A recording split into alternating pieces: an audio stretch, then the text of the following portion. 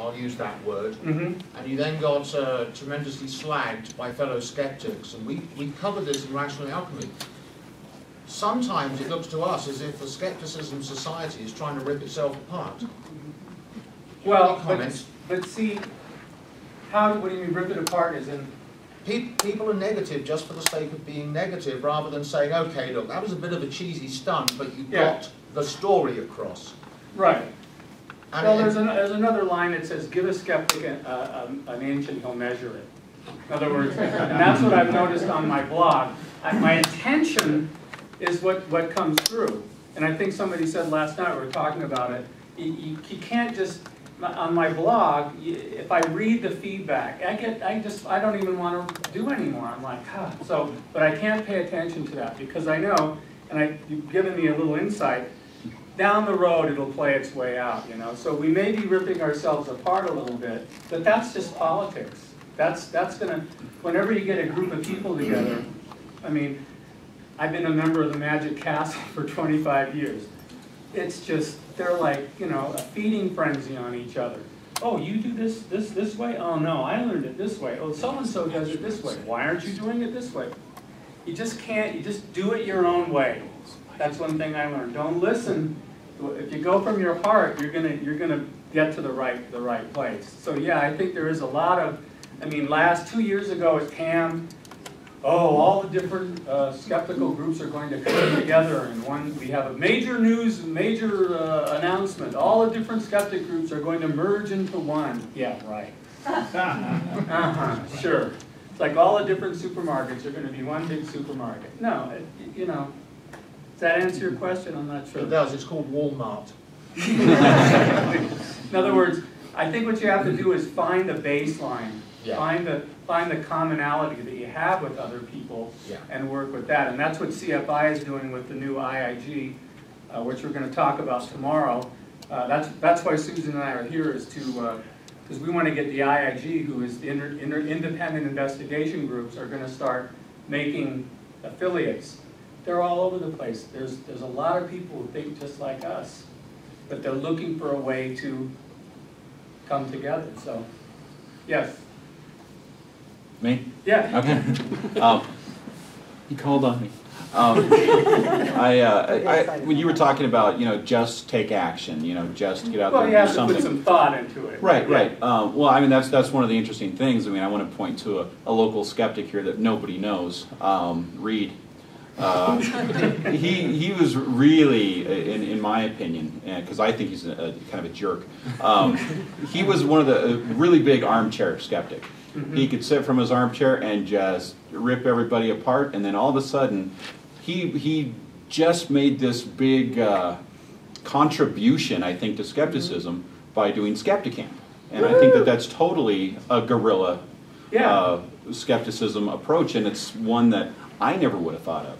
Mm-hmm. So it's... Well, I think at a certain point, if you're committed to, you know, what's in your heart, you just have to get up and do something. You know, it's like the highest form of Buddhism is boredom. You know, because you can only sit so long until you stand up and say, I can't stand it, I've got to do something. So that's probably what happened, right? Yeah, well, I think there are risks involved in any sort of innovation. Yeah. With Skepticamp, we started back in 2007. We weren't really sure where it would go, how it would take hold, because the tech community where these sorts of events started is very different from the skeptical community. Skeptics most of us are fairly passive, the armchair skeptics that the pastor talked about, and where the tech community is a lot of expertise spread across the entire community. So Skepticamp are doing something a little bit different, and so it may take hold, may become a worldwide phenomenon. We don't know yet. But the point is, you're doing something. I mean, even an armchair skeptic is doing something. They're in their armchair. In other words, they're not just. I don't think armchair is passive. You know, I mean, I think there is a component to an armchair skeptic, which is, I mean, they can reach over and go on a blog. I mean, you know, they're not. An armchair skeptic to me is it says potential. You know, and that's what I think is there's potential in everybody. Everybody has some sort of skill or something they can throw into the mix. It may not be You may not be a performer, but you might just have some innovative thought that can shift it a little higher up the chain. And that's the momentum. Once the momentum gets going, it picks up all sorts of people along the way, you know? So, yes? So your description of guerrilla skepticism, to me, I mean, guerrilla would imply something more militant, but the way you've been describing it now is almost more like skepticism activism. Yeah, well, no, I believe in being militant, but the problem is that I've had to modify my stance a little bit because there's not too many people that will go that route with me. Like, I don't know if you saw the Sylvia Browne thing I did. I punked Sylvia Browne at the amphitheater in Hollywood, and I went with some other skeptics, and they were like, kind of like, oh, we don't know him, you know? It's like, they stood in the background, and they were supposed to be backing me up, you know? And so it was kind of, for me, it was like, okay, I got to do what I got to do, and I'm going to keep doing it that way. But I think you have to pick your battles, because I don't want people to go, oh, Mark Edwards a dick. They're already saying that, you know. But I did, because that term kind of alienates me, you know. And I think that was what originally turned me off from when I was a professional magician and I just heard about Randy. You know, I heard about the thing he did with Peter Popoff. I thought it was brilliant. But I didn't really like Randy because I thought he's too strident. He's too mean-spirited. And I talked to Shermer about this when we first started working together. I said, you know, you're going to lose this huge audience of people if you're too strident. So how do we, and I guess part of the media challenge is, how do we get our foot in the doorway with, you know, we want to be militant, but we don't want to make people put off and say, skeptics are just know-it-alls. You know, that won't work either. So I think it's a case-by-case thing.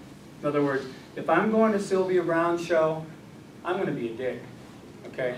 If I'm going to Scientology, where I know they might follow me home, it might be a little more underground, okay? A little more underground, a little more devious. But see, my background is in deception. So, you know, in other words, I can be militant and still be invisible at the same time. You know, I use code words.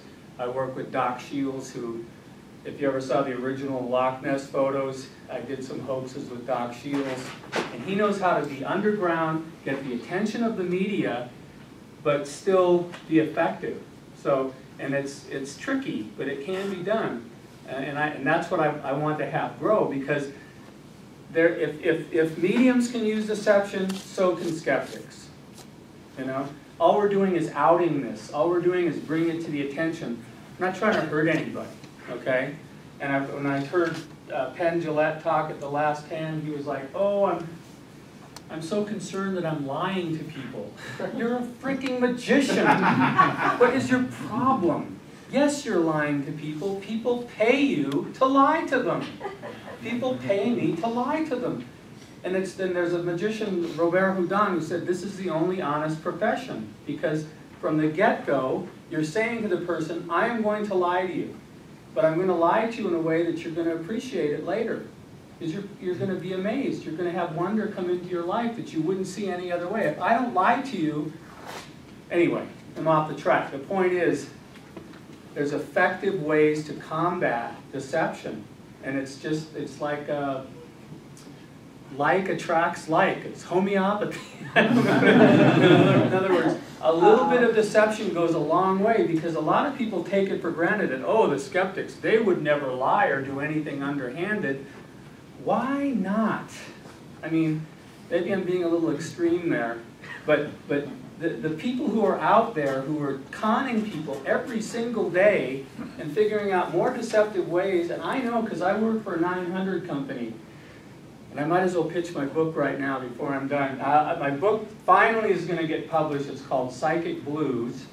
And Psychic Blues is a nonfiction narrative about my work in the psychic world. And it's going to be published by Feral House Books. And the great thing about Feral House Books is their byline is forbidden knowledge.